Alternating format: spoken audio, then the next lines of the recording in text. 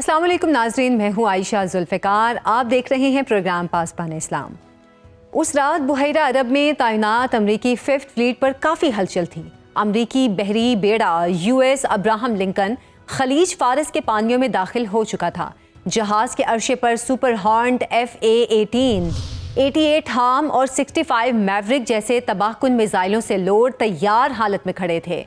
Iran पर हमले की तैयारी मुकम्मल थी। सिर्फ फाइनल गो हेड कॉल का इंतजार था कि अचानक प्लान तब्दील होने की इत्तला मिलती है। ये तज़किरा है 13 और 14 जनवरी की दरमियानी रात का, जब अमरीकी सदर ईरान पर फौजी हमले को ऐन आखिरी वक्त में मौखर कर देते हैं। डोनाल्ड ट्रंप के मुताबिक ईरान पर हमला मौखर करने की वजह ईरानी रिजीम की जानिब से अमरीका को फांसी ना देने की यकीन दहानी है। क्या वाकई ऐसा है, या पसे पर्दा ईरान के खुफिया एटम बम का खौफ अमरीका और इसराइल को ईरान पर हमले से बाज रखे हुए है, या अमरीका और इसराइल का ये डर कि तेहरान अगर खुली एटमी जंग पर उतर आया तो क्या होगा, या मशरिक़ वुस्ता के ममालिक की साइलेंट स्ट्रेटजी, या फिर चीन रूस का मुतवक्के सख्त रद्द-ए-अमल। अमरीका के ईरान पर फौजी हमला मौखर करने की वजह चाहे कुछ भी हो, हालात बता रहे हैं कि ईरानी रिजीम का जाना ठहर चुका है। मुजाहिरीन के बैरूनी राब्ते कमज़ोर और हंगामे रुक चुके हैं। अब हालात कंट्रोल में हैं। अलबत्ता अवामी मसाइल की संगीनी एक हकीकत है, और ये भी हकीकत है कि इनकलाब अपनी 45 साला तारीख के नाजुक तरीन दौर में पहुँच चुका है। लेकिन इसके बावजूद किसी को भी ईरान में मुदाखलत का कोई हक नहीं। रिजीम चेंज के लिए ईरान में अमरीकी और इसराइली मुदाखलत ताकत का वो गैर कानूनी खेल है जो आलमी निज़ाम की बर्बादी का नौहा लिख रहा है। ईरानी अवाम का हक है कि अगर उन्हें हुकूमत पसंद नहीं तो वो अपने जोरे बाजू पर उसे घर भेज दें, लेकिन अपने हाथों कौमी अमलाक की बर्बादी और किसी दूसरे मुल्क के टैंकों पर बैठकर या कंधों पर चढ़कर रिजीम चेंज की ख्वाहिश एक महंगा सौदा है, जिसका लाजमी खमियाजा मुस्तकिल और तवील अनारकी की सूरत हम अफगानिस्तान में पहले ही देख चुके हैं। इस पर हम बात करेंगे माहिर बैनुल अक़वामी उमूर प्रोफेसर हुसैन आलम साहब से। बहुत शुक्रिया सर आपके वक्त का। क्या वाकई अमरीका और इसराइल के ईरान पर फौजी हमले का खतरा मुकम्मल तौर पर टल चुका है, या ये आर्जी है और अमरीकी सदर की टेबल पर फौजी हमले का प्लान अब भी मौजूद है, जैसे कुछ अमरीकी सेनेटर्स कह भी रहे हैं? अच्छा, ऐसा है कि जब हम बात करते हैं ना किसी मुल्क पे हमले की, तो वो एक सिंबॉलिक चीज़ बन गई हुई है। जो असल हमले हैं ना, वो तो इकोनॉमी के ऊपर होते हैं, थ्रेट्स होती हैं, डेटरेंसेस होती हैं। ईरान के ऊपर पहले हमला करके देखा जा चुका है, उसका कितना को नतीजा निकला है वो अमेरिका के पास है सारा रिजल्ट। नंबर 1, उसके अंदर विन विन पोजीशन दोनों की रह गई।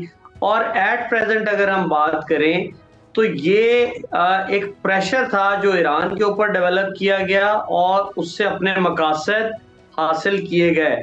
हो सकता है कि हमला हो जाए, लेकिन उस हमले के नतीजे के अंदर जो सिचुएशन बिगड़ेगी इस पूरे खत्ते के अंदर, उसके बहुत सारे एस्पेक्ट हैं। अगर सिर्फ आप इसराइल को ही देख लें तो यकीनी बात है ईरान अमेरिका पे तो हमला नहीं करेगा, लेकिन ईरान उसके गमाश्तों इस इलाके में जो उनके इंटरेस्ट हैं, जो उनकी फौजी तंसीबात हैं, इसराइल है, उसके ऊपर हमले करेगा। यकीनी बात है कि अमेरिका और कितने महाज खोलेगा। बेशुमार बैनुल अक़वामी ताकतें ये चाहती हैं, मुख्तलिफ ग्रुप्स ये चाहते हैं कि अमेरिका फिजिकली जंग के अंदर आ जाए, but this is not wise decision for America to come and drag herself into the war. Practical जंग के अंदर आने के सिलसिले में अगर देखा जाए तो ऑलरेडी 4-5 महाज तो खुल चुके हैं। वेनेजुएला वाला खोला हुआ है, दूसरी तरफ नेटो को धमकाया जा रहा है, ग्रीनलैंड वाली बात की जा रही है। तो मेरा नहीं ख्याल है कि प्रैक्टिकली हमला किया जाएगा। उसके मकासद अलबत्ता धमका कर अगर ले लिए हैं तो ठीक है, कुछ विन विन सिचुएशन अगर रह जाए, और इसके अंदर कुछ मुल्कों ने भी रोल प्ले किया है। फॉर एग्जाम्पल मैं सऊदिया की बात करूंगा तो सऊदिया ने इस वक्त मोहम्मद बिन सलमान ने वाज़ेह तौर पर बताया कि अगर आप अटैक करते हैं ईरान के ऊपर तो हम इसमें रिजीम चेंज ऑपरेशन में आपका साथ नहीं देंगे।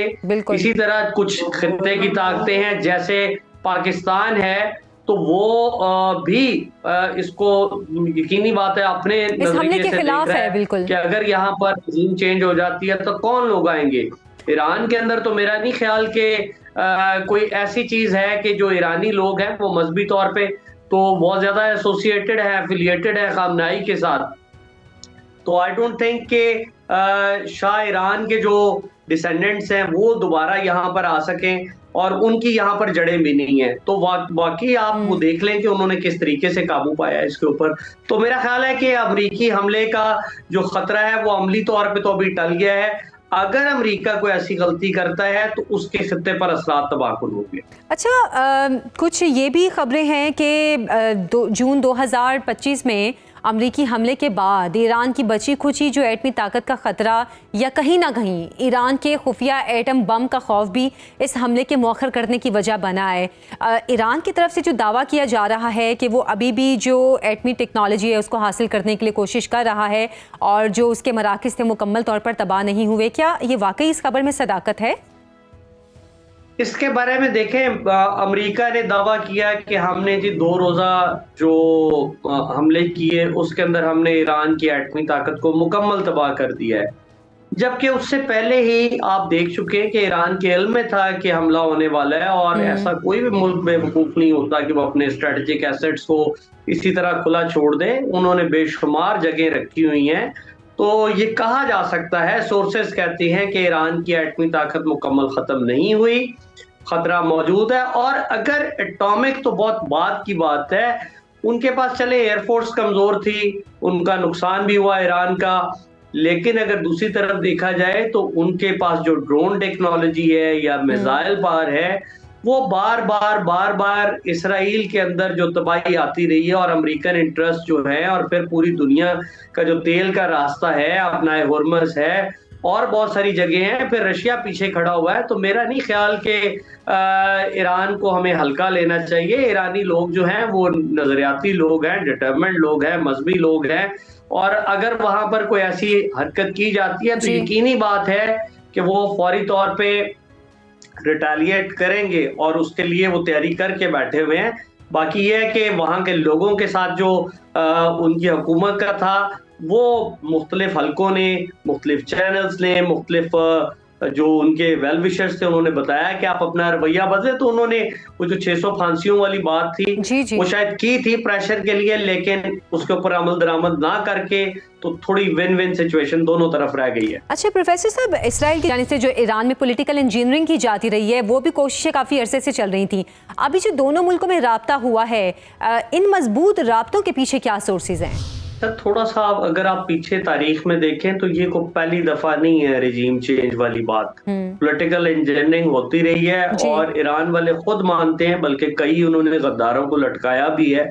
तो वहाँ इस खित्ते में पैसा, डॉलर, बाकी चीजें, लालच वो चलते रहे हैं, और ईरान में से लोग जो हैं वो जासूसी करते रहे। लेकिन अब चूंकि जब बातचीत हुई है तो सोर्सेज ये कहते हैं कि दोनों ने अपने अपने मुमकिना खतरात, अपने एसेट्स और अपने आने वाले दिनों के अंदर अगर तबाही होती है तो उसको असेस करने के बाद, और उसके जो इस खित्ते के ऊपर असरात होंगे, खास तौर पे अगर आप देखें कि इसराइल के साथ यूएई का बहुत ज्यादा अच्छा चल रहा है, और दूसरी तरफ अगर आप देखें तो उन्होंने ये जो यमन वाली जो स्ट्रेटेजी चल रहे थे ताकि वो खित्ते के अंदर सऊदीया को कमजोर करें, तो ऐसे में हर दो ताकतें जो हैं वो अपनी अपनी चीजों को असेस करके मुज़ाकरात के पॉइंट ऑफ व्यू से, या इस पॉइंट ऑफ व्यू से कि हमारा नुकसान क्या होगा, ये रियलाइज कर चुकी हैं। तो मेरा ख्याल है कि सिचुएशन को डिफ्यूज करना ही उन्हें बेहतर लगा है। सोर्सेज ये कहती हैं कि अपने तमाम खतरात, अपने तमाम जो आइंदा आने वाली मुमकिना नुकसानात हैं उसको असेस करने के बाद ही ये डायलॉग शुरू हुआ है। अच्छा, अमेरिका इसराइल गठजोड़ की ईरान में रजीम चेंज की कोशिशें और अमेरिका का ग्रीनलैंड पर कब्जे का ऐलान, वेनेजुएला के सदर के अगवा जैसी भी वारदातें दुनिया में ताकत का तवाज़ुन बिगड़ने की जानिब इशारा है, और ऐसी लाकानूनियत का नतीजा क्या निकल सकता है? देखिए आयशा, ये मेरा ख्याल है कि पूरी दुनिया के अंदर जो ताकत का तवाज़ुन होता है ना, वो सिर्फ मिलिट्री माइट नहीं होती। मैं ये समझता हूँ कि जो सॉफ्ट पावर्स होती हैं, जो आपकी करेंसी की वैल्यू, जो आपके पासपोर्ट की वैल्यू है, जो आपके एसेट्स हैं, जो आपकी कारोबार हैं, वो सारा कुछ आपके मुल्क का इमेज बिल्ड करता है। तो अमेरिका ने इस टाइम पर जो वेनेजुएला पे हमला किया, दूसरी तरफ ग्रीनलैंड वाला महाज यूरोप के साथ खोला हुआ है, नेटो को धमकाया जा रहा है कि आपकी ताकत हमारे बगैर कुछ नहीं है। तो मेरा ख्याल है कि ये सारी चीजें जो है ना, अल्टीमेटली अमेरिका का मौशी नुकसान है, और कुछ ताकतें तो लाजमी चाहती हैं कि America should be down, whereas America के अवाम और खित्ते के अंदर ये ताकत का तवाज़न बहुत सारे और इशारात कर रहा है। जैसे कि अमरीकी सदर जो हैं उन्होंने मुख्तलिफ मुल्कों के ऊपर टैरिफ आयद किए, तो इसी तरह चाइना जो है बहुत सारे मुल्कों के पीछे खड़ा हो गया, रशिया बहुत सारे मुल्कों के पीछे खड़ा हो गया। अभी आप कनाडा की बात कर लें कि जी हम आपको अपनी स्टेट डिक्लेयर करना चाहते हैं, तो आप देखें कि उनके जो सॉफ्ट एसेट्स हैं या सॉफ्ट पावर है वो चाइना के साथ अलाइन होती जा रही है। इसी तरह रशिया जो है वो बहुत मिलिट्री माइट के तौर पे खित्ते में दोबारा उभर रहा है और ईरान के साथ खड़ा हो रहा है। तो अब मेरा ये ज़ाती तौर पे नज़रिया और तज्जिया है कि ये दुनिया के जो मुख्तलिफ ममालिक हैं, जो ग्रुप्स हैं, उनको दोबारा से अलाइन कर रहा है। और आप खुद देखें कि बहुत सारी चीज़ों के ऊपर जो ममालिक बहुत ज़्यादा एसोसिएट थे कुछ ग्रुप्स के साथ, जैसे इंडिया की आप बात कर रही हैं, चाबहार की बात कर रही हैं, उधर सारा समेट दिया गया खामोशी से और पैसे पे कर दिए गए ईरान को। या इसी तरह क्या उसे कहते हैं, जो उनके साथ ममालिक खड़े थे वो खामोश रहे। तो ये आने वाले टाइम के अंदर बता रहा है कि इस पूरे खित्ते के अंदर पॉलिटिकल इंजीनियरिंग, सियासी असर रसूख, अपने अपने interest, economic interest, soft power और जो मिलिट्री माइट है, उसका एक नया सिलसिला जो है वो शुरू हो रहा है और सब लोग अपने अपने इंटरेस्ट के मुताबिक चल रहे हैं। कहा कुछ जाता है और किया कुछ जाता है। बहुत शुक्रिया प्रोफेसर हुसैन आलम साहब आपके वक्त का। अभी एक ब्रेक से वापस आएंगे, हमारे साथ रहिए। वेलकम बैक नाज़रीन। 2025 में मशरिक़ वुस्ता के 7 ममालिक पर इसराइली हमलों के बाद मुस्लिम दुनिया में इज्तिमाई हिफाजत का नज़रिया ताकत पकड़ने लगा। पाक सऊदी अरब दिफाई डील बारिश का पहला कतरा साबित हुई, जिसने मशरिक़ वुस्ता में न सिर्फ फौजी तवाज़ुन को कायम किया बल्कि सऊदी अरब की दिफाई सोच को एतमाद भी बख्शा। और अब खबरें गर्म हैं कि पाइपलाइन में मौजूद सैफरीकी फौजी डील से मुतालिक जो पाकिस्तान, सऊदी अरब और तुर्की के दरमियान हतमी मुआहिदे के करीब पहुंच चुकी है। पाकिस्तान, सऊदी अरब और तुर्की के दरमियान सैफरीकी दिफाई ताउन अगर हकीकत में ढलता है तो न सिर्फ खित्ते में इसराइली बालादस्ती की ख्वाहिश को काउंटर करना मुमकिन होगा, बल्कि मुश्तरका ख़तरात के खिलाफ इज्तिमाई तहफ़्फ़ुज़ का एक मजबूत प्लेटफॉर्म भी मैसर आ जाएगा। वज़ीर मुमलिकत बराए दिफाई पैदावार रज़ा हयात हिराज ने तस्दीक की है कि नए फ़ौजी इत्तेहाद की बुनियादें रख दी गई हैं। ये सैफरीकी मुमकिन इत्तेहाद सिर्फ इसराइल के चैलेंजेस तक महदूद नहीं बल्कि पाकिस्तान के कौमी और स्ट्रेटेजिक मफादात के तहफ़्फ़ुज़ में भी एक अहम किरदार अदा कर सकता है। सवाल ये है कि अगर वक्त पड़ा तो क्या सऊदी अरब और तुर्की पाकिस्तान की हिमायत में खुलकर भारत के खिलाफ खड़े होंगे? और अगर इसराइल और भारत के दरमियान दिफाई ताल्लुकात मज़ीद मजबूत हुए तो पाकिस्तान के लिए ये सूरत हाल किस हद तक चैलेंजिंग होगी? आज इसी मौजू पर हम तफसील से बात करेंगे। हमारे साथ मौजूद हैं ब्रिगेडियर रिटायर्ड मसूद खान साहब। बहुत शुक्रिया मसूद खान साहब आपके वक्त का। पाकिस्तान, सऊदी अरब और तुर्की का मुमकिना सैफरीकी दिफाई इत्तेहाद इसराइल की बालादस्ती रोकने के लिए है या मुश्तरका खतरात के खिलाफ इज्तिमाई तहफ़्फ़ुज़ के नज़रिए पर बनाया जा रहा है? जी हाँ, बहुत शुक्रिया। देखिए, मेरे ख्याल में दोनों चीज़ें हैं और जिस तरीके से मिडिल ईस्ट में हम जब बात करते हैं तो वहाँ पे इजराइल के ऑलरेडी हेजमोनिक डिज़ाइन से जो वो ऑलरेडी सामने आ चुकी हैं। जब वो बात करते हैं ग्रेटर इजराइल की बात करते हैं तो ग्रेटर इजराइल में जॉर्डन भी शामिल है, इसमें सीरिया का इलाका भी शामिल है, इसमें लेबनान का एरिया भी शामिल है, इसमें वेस्ट बैंक शामिल है, जेरूशलम का एरिया शामिल है, गजा शामिल है। तो फर्दर इसके एक्सपेंड वैसे कहते हैं नील से लेके फरात तक का जो एरिया बनता है that is part of greater Israel. So एक तो वो इनकी वो भी सोच है। और फिर आप देखें कि वो जो जिस तरह रिसेंट वाक़यात हमने देखे हैं जहाँ पे मुस्लिम ममालिक के वहाँ पे जो स्ट्राइक जिस खुले तरीके से उन्हें की और उसके बाद फिर हमने कतर के साथ जो वाक़या हुआ तो उससे एक ये फीलिंग महसूस हुई कंट्रीज अरब में, मिडिल ईस्ट में लोगों ने ये महसूस की कि देखें जो वो रिलाई कर रहे थे ऑन यूनाइटेड स्टेट्स की वो एक्चुअली गारंटी है उनके लिए for their protection, security protection in middle east, वो हो नहीं सका और वो स्ट्राइक्स कर गए। देखें जब तक आपकी फौज नहीं होती, आपके पास कोई स्टन नहीं होती, आप बहुत सारे बिल्डिंग्स भी बना ले, कल वो टारगेट हो जाएंगे तो जो सारा जो आपने कुछ कंसीव किया सोचा होगा वो सब कुछ कैन गिर सकता है। तो दैट वाज वन फैक्टर। फिर पाकिस्तान का इंटरेस्ट देखें, साउथ एशिया में आप देखें, यहाँ पे इंडियन हेजमोनिक डिजाइन से अखंड भारत की बात करते हैं, एक्सप्रेशनिस्ट है, और वो पाकिस्तान में उन्होंने दिल से कभी कबूल नहीं किया है। सो एक वो भी सोच है कि पाकिस्तान के लिए, और पाकिस्तान ने जिस तरह हमने डिमॉन्स्ट्रेट किया मई के कन्फ्लिक्ट में, सो पाकिस्तान ने अपनी कन्वेंशनल कैपेबिलिटीज भी शो की है। अगर इस तरह का कोई अलायंस या एग्रीमेंट साइन होता है आफ्टर जो स्ट्रेटेजिक म्यूचुअल डिफेंस एग्रीमेंट जो पाकिस्तान और सऊदी अरब के साथ हुआ, और इसमें अगर तुर्किया शामिल होता है, so it will have significant और समझ लें कि रिवोल्यूशनरी टाइप की इम्पैक्ट होगा, न सिर्फ मिडिल ईस्ट में बल्कि साउथ एशिया में। यकीनन ये तमाम ममालिक के इंटरेस्ट में होगा। अच्छा, लेकिन क्या ब्रिगेडियर साहब तुर्की पाकिस्तान सऊदी डिफेंस डील का हिस्सा बनेगा, या ये अलग से कोई नया मुआहिदा होगा जिसके दरवाजे ईरान समेत दीगर मुस्लिम ममालिक के लिए भी खुले होंगे? लाइकली है, देखें कि इसमें से अगर पिछले 10 महीनों से अगर इस पे काम हो रहा है जिससे बताया जा रहा है मीडिया के मुताबिक, तो यकीनन इसके खत व खाल, इसमें मॉडलिटीज पे डिस्कशंस हो रही है।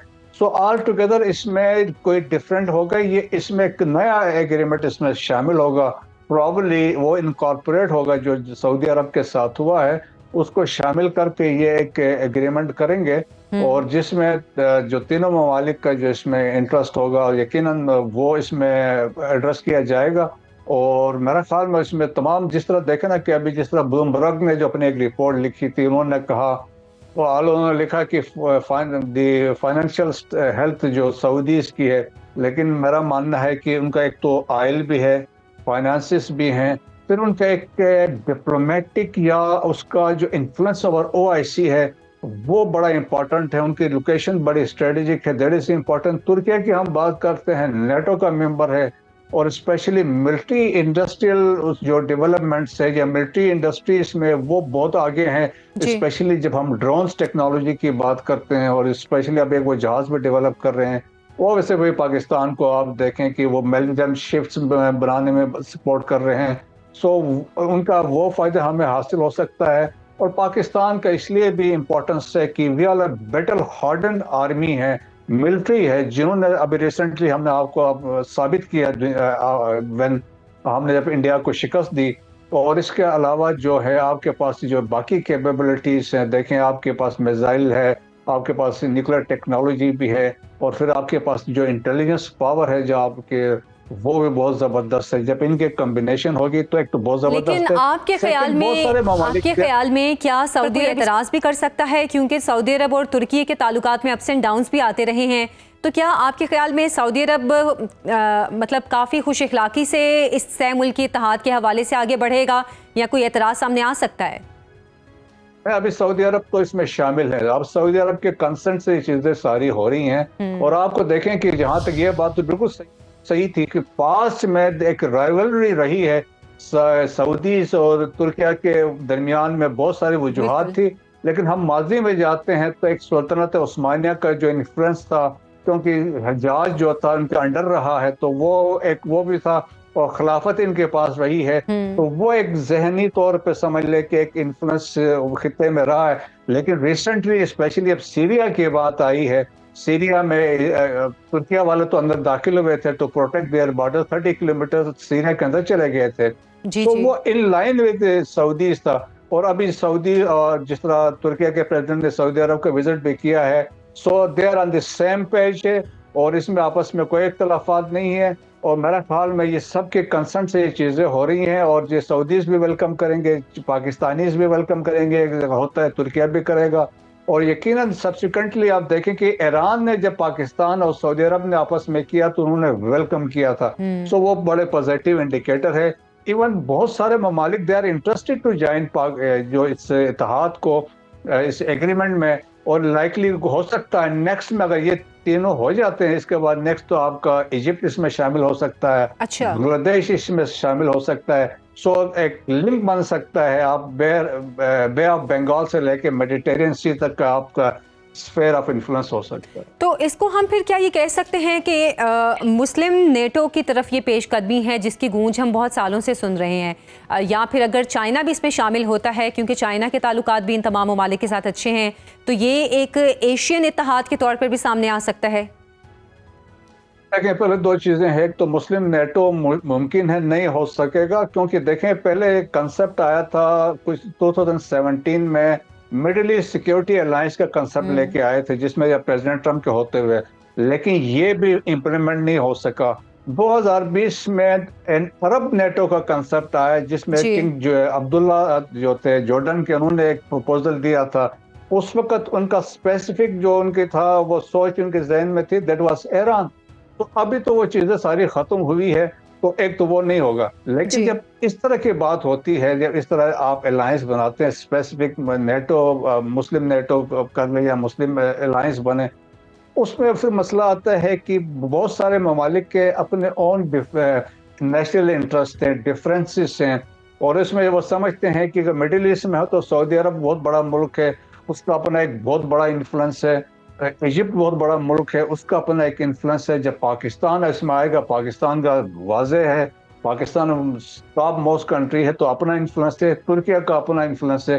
तो इसमें फिर छोटे ममालिक जो होते हैं वो समझते हैं कि फिर वो डोमिनेशन, जो डिक्टेशन में हम चले जाते हैं। सो वो पॉसिबिलिटी नहीं है। रिस्ट्रिक्टेड इसमें जो समझ ले कि इसमें अलायंस में लोग आ सकते हैं, ओवरऑल मुझे नहीं लगता है कि ये पॉसिबिलिटी होगी। जहाँ तक चाइना की बात है, चाइना कभी किसी ऐसे ग्रुप में शामिल नहीं होगा, क्योंकि स्टिल उनका फोकस है वो उनकी इकॉनमी है, बेल्ट एंड रोड इनिशिएटिव है, या पाकिस्तान के अंदर सी पैक है। बट बिहाइंड द सीन यकीनन वो सपोर्ट ये चीज़ें करते रहेंगे, जिस तरीके से ईरान को उन्होंने सपोर्ट किया है, स्पेशली स्टारलिंक को कंटेन करने के लिए रशिया के साथ मिलकर। सो इस तरह की मदद हो सकती है, बट ओपनली वो किसी अलायंस में या एग्रीमेंट में नहीं आएंगे। और अपना आपको their focus will remain on their economy. लेकिन ब्रिगेडियर साहब, क्या इस अलायंस को कोई खतरात भी पेश आ सकते हैं? क्योंकि हमने नेटो इत्तेहाद को देखा और उसके मुकाबले में अगर कोई इस तरह का इत्तेहाद सामने आता है तो क्या यूरोप, अमेरिका और ये ममालिक, उनकी भी जाहिर सी बात है अपने कंसर्न्स हैं, तो वो इस हवाले से कोई मुश्किलात पैदा कर सकते हैं? देखें, अगर ऐसी डेवलपमेंट होती है, अव्वल तो इसमें यकीनन अमेरिकन ऑन बोर्ड होंगे। जिस तरह पाकिस्तान सऊदी जब एग्रीमेंट हुआ तो उनको भी पता था, और यकीनन एक ये भी पॉसिबिलिटी है। देखें कि अमेरिकन वो हैं मिडिल ईस्ट में, गल्फ में, they are the security guarantor हैं यहाँ पे, लेकिन वो एज सच डिलीवर नहीं कर सके हैं जब ये कतर वाला वाकया हुआ। जी। सो अमेरिका हो सकता है वो कहे कि यार ये रिस्पांसिबिलिटी आप लोग टेक ओवर कर ले, मैं डिफरेंट एरियाज में फोकस कर सकता हूँ। This could be a possibility. और लेकिन ये है कि वो ऑन बोर्ड होकर करेगा, लेकिन इसमें ये नहीं होगा कि किसी में कोई हमने इस अलायंस ने जाके कहीं पे हमला करना या कुछ करना। It will be defensive in nature, और अपनी सिक्योरिटी को इंश्योर करना होगा। और वेस्टर्न कंट्रीज भी ऑन बोर्ड होंगे यकीनन, क्योंकि देखें कि हमने हर कंट्री ने अपना नेशनल इंटरेस्ट को प्रोटेक्ट करना है, और यकीनन हो सकता है इसमें अमेरिका कहे कि गो अहेड। ठीक है, बहुत बहुत शुक्रिया ब्रिगेडियर रिटायर्ड मसूद खान साहब आपके वक्त का। एक ब्रेक से वापस आएंगे, हमारे साथ रही। प्रोग्राम में एक बार फिर से खुशामदीद नाज़रीन। के ट्रेड मैक्रो रिसर्च रिपोर्ट के मुताबिक फौजी टैंकों से लेकर फाइटर जेट्स तक पाकिस्तान की तकरीबन 13 अरब डॉलर की दिफाई बरामदी पाइपलाइन आने वाले बरसों में न सिर्फ मुल्क के फॉरेन अकाउंट को मजबूत बनाएगी, बल्कि सरमायाकारी की रफ्तार तेज करने और टेक्नोलॉजी इंडस्ट्री को फ़रोग देने में भी कलीदी किरदार अदा करेगी। रिपोर्ट के मुताबिक लड़ाका फाइटर तैयारे, सुपर मुशाक, मिलिट्री टैंक, ड्रोन्स, बख्तरबंद गाड़ियाँ, बहरी निज़ाम, गोला बारूद और छोटे हथियार 2026 से 2030 तक पाकिस्तान की डिफेंस एक्सपोर्ट पाइपलाइन में शामिल हैं। पाकिस्तान की दिफाई पैदावार की बढ़ती हुई आलमी मांग की तस्दीक बैनुल-अक़वामी मीडिया भी कर रहा है। बरतानवी अखबार द टेलीग्राफ के मुताबिक पाकिस्तान JF-17 की खरीदारी के लिए कई ममालिकी एयर फोर्सेज के साथ राब्ते में है, जबकि अल जजीरा ने मई वॉर के बाद पाकिस्तान की दिफाई सनत में आलमी दिलचस्पी की बड़ी वजह पाकिस्तान की मुअस्सर दिफाई सिफारतकारी को करार दिया है। इसी तनाजुर में चीनी J-35 स्टेल्थ फाइटर तैयारों की पाकिस्तानी फ़ज़ाई बेड़े में मुतवक्के शमूलियत भी गैर मामूली स्ट्रेटेजिक अहमियत रखती है।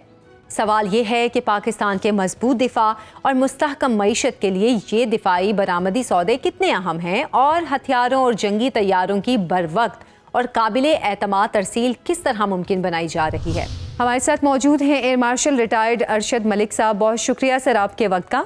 पाकिस्तानी हथियारों के 13 अरब डॉलर के बरामदी ऑर्डर क्या वाकई हकीकत है? और पाकिस्तान के जंगी तैयारों के अलावा टैंक अल खालिद, ड्रोन्स, गोला बारूद के भी एक्सपोर्ट ऑर्डर्स हैं जो चंद सालों में हमारे ज़र मुबादला ज़खायर को मुस्तहकम कर सकते हैं।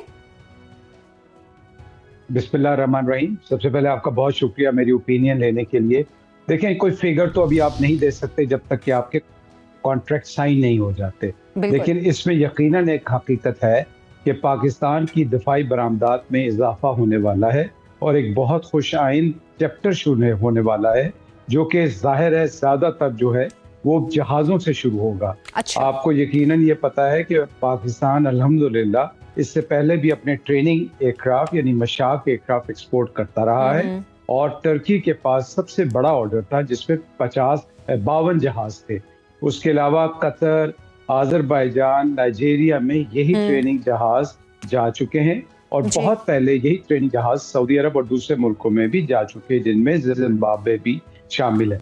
और अब जो एक नया चैप्टर शुरू होने वाला है जो इसमें JF-17 कुलीदी किरदार इख्तियार कर रहा है, वो एक बहुत बड़ा दिफाई लिहाज से जंप होगा।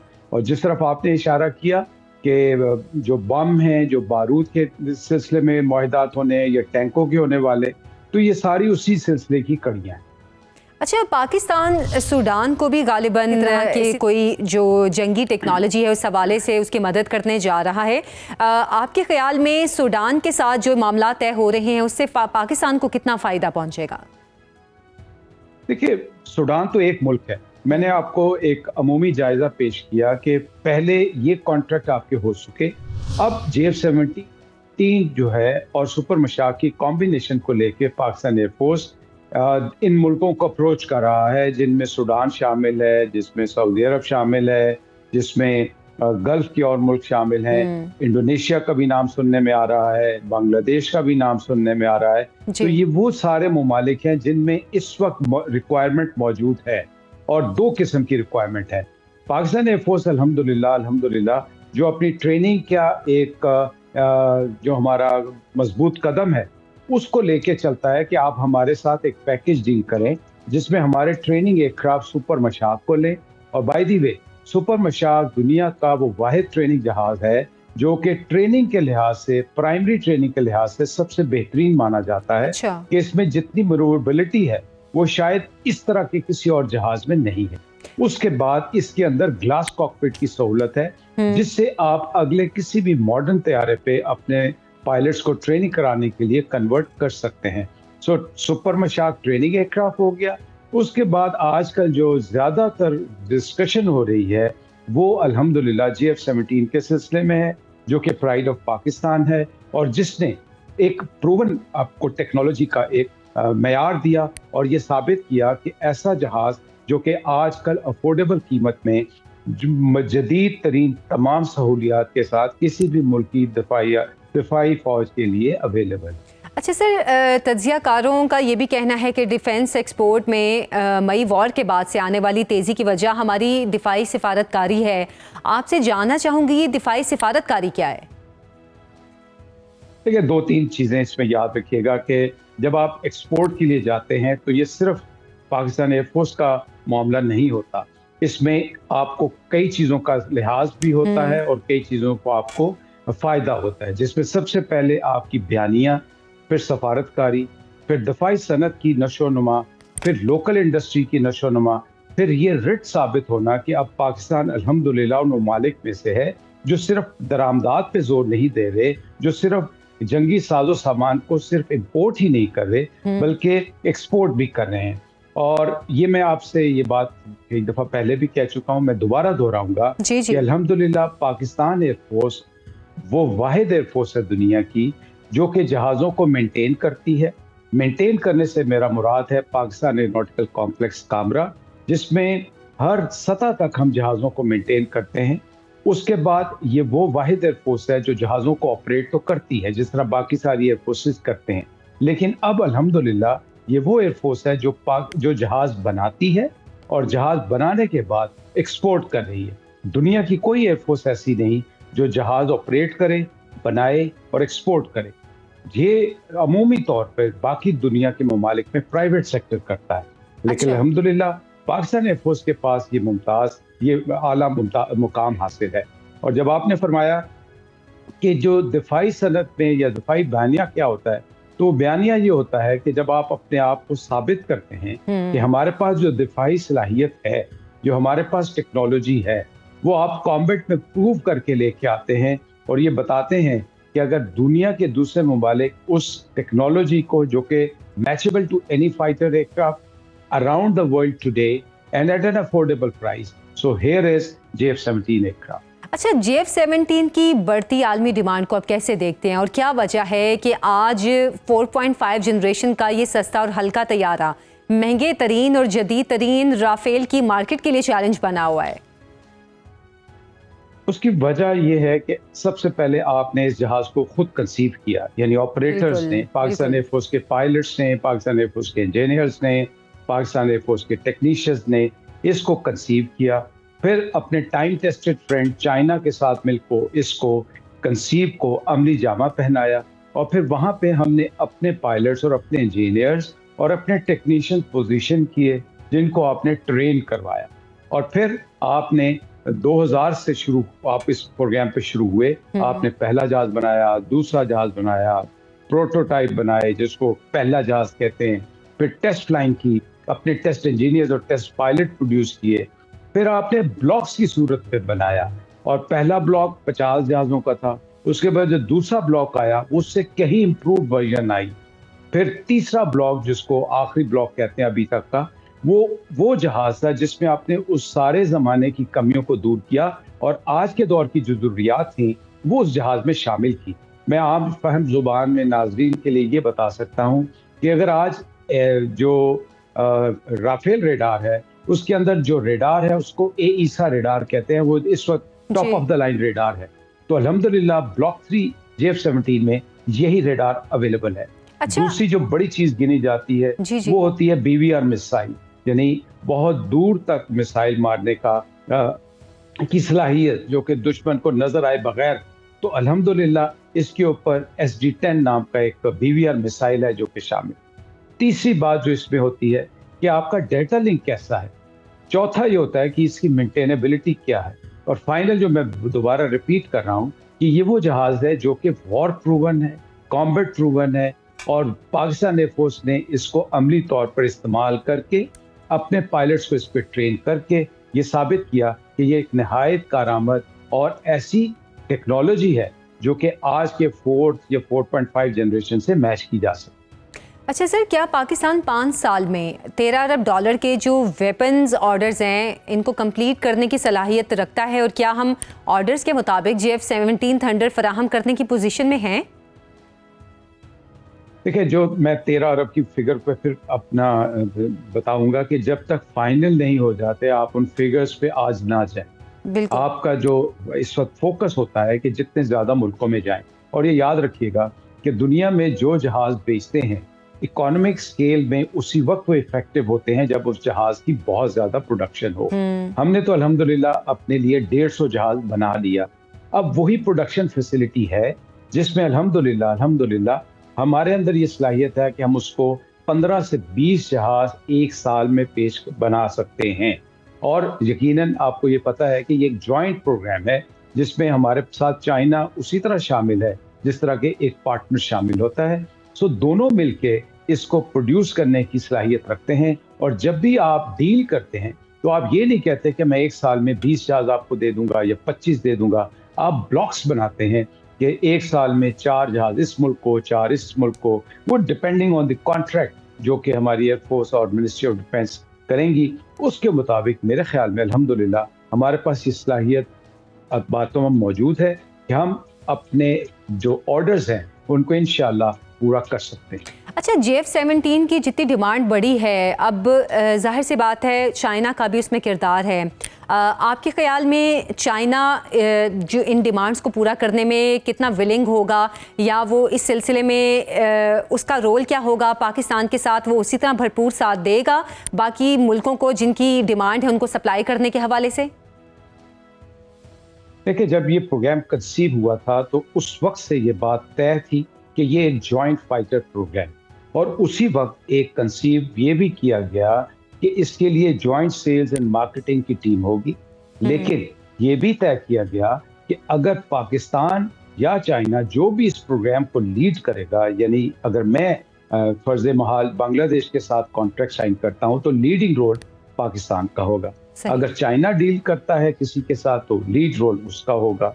और ये भी बात तय है कि जो को प्रोडक्शन के तहत जितनी परसेंटेज मैं बनाऊंगा पाकिस्तान में, अपने लिहाज से, अपने शेयर के लिहाज से चाइना भी पाबंद है उतनी प्रोडक्शन करने को। 1 सेकेंड, देखिए उनके पास भी प्रोडक्शन फैसिलिटी अवेलेबल है, हमारे पास भी अल्हम्दुलिल्लाह प्रोडक्शन फैसिलिटी अवेलेबल है। और अगर उस प्रोडक्शन फैसिलिटी को उन्होंने भी अवेल करना है, हमने भी अवेल करना है, तो ये दोनों के मफाद में है। और इसमें कोई ऐसा अमर माने नहीं है जिसमें वो अपनी कमिटमेंट से परे जाएं, बिकॉज जब दिफाई सामान की एक्सपोर्ट होती है तो एक्सपोर्ट में बहुत फायदे होते हैं, पैसा तो आता है, आपकी एक्सपोर्ट में पैसा बहुत ज्यादा आता है, आपका फॉरेन रिजर्व आता है, लेकिन उससे बढ़ के जो मेरी नजर में, अगर हम आज इसको एक एविएशन इकोसिस्टम बना लें तो हम अपनी भी जो लोकल इंडस्ट्री है, और मेरे ख्याल में ये बहुत जरूरी पॉइंट है कि प्राइवेट लोगों को भी इसमें शामिल करें और उनको सब टास्क करें, सबलेट करें। तो जो आपका सवाल था, कोई ऐसा अमर माने नहीं है, वो हर 100% अपनी कमिटमेंट को करेंगे। और अभी तक जितने कॉन्ट्रैक्ट हुए हैं, जिसमें नाइजीरिया का था, जिसमें ये म्यांमार का था, उसमें हमने अपना हिस्सा डाला और उन्होंने भी अपना हिस्सा डाला, और कोई ऐसी रुकावट अभी तक पेश नहीं है। ठीक है, बहुत बहुत शुक्रिया मार्शल रिटायर्ड एजाज मलिक साहब हमारे साथ आज के प्रोग्राम से। इतना ही, मुझे इजाज़त दें, अल्लाह हाफिज़।